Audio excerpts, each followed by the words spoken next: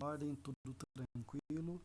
Vamos então retomar os nossos assuntos já falados em sala de aula, não é? E vamos também avançar um pouquinho na matéria. Vocês vão se lembrar o seguinte, ó, lá no século XVII havia uma questão importante na Inglaterra que dizia respeito à sucessão ao trono.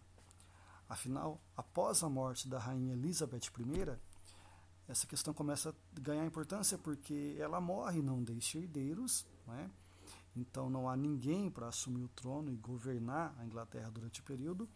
E essa questão é resolvida a partir de 1603, quando Jaime I, o rei também da Escócia, herda o trono inglês, não é? E começa então a governar os dois reinos, os dois países. E um ponto importante nessa história toda é o seguinte, vamos retomar, não é?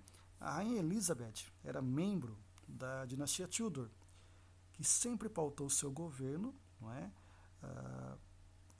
Tendo boas relações com o parlamento. Então, os reis da dinastia Tudor, Henrique VIII, Mary Tudor, a própria rainha Elizabeth, governavam tendo em mente o respeito às deliberações, às decisões do parlamento. Fato que não vai ocorrer agora a partir do início da dinastia Stuart, certo? Então, quando Jaime I ascende ao trono da Inglaterra também, ele passa a governar não dando importância ao parlamento. Isso, obviamente, vai gerar uma série de tensões, uma série de crises, e esse panorama político todo gera uma profunda crise econômica na Inglaterra da época. Afinal, esse descompasso entre rei e parlamento acaba afetando o comércio. E outro ponto importante que deve ser falado diz respeito à questão religiosa, porque os reis dessa época, ora, tendiam para a área católica, né, adotando a religião católica, e ora tendiam para a religião anglicana, não é? Então não havia um compasso religioso, não havia uma religião fixa na Inglaterra da época, certo?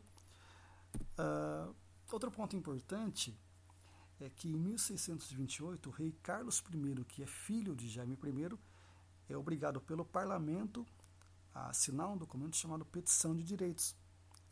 Esse documento obrigava o rei a se submeter, a acatar as decisões do parlamento. O documento é assinado, tá? Só que o rei continua governando, descumprindo a medida, não se curvando às decisões do parlamento. A situação fica tão séria e tão problemática que leva o povo inglês a se voltar contra o rei, dando início a uma fase chamada de guerra civil.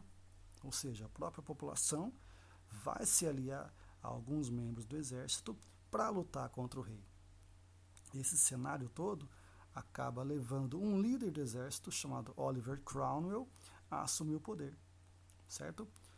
Após a chegada de Cromwell ao poder, a situação política inglesa fica tão complicada que o próprio rei Carlos I é decapitado, é morto em praça pública, assunto que a gente vai retomar na nossa próxima videoaula.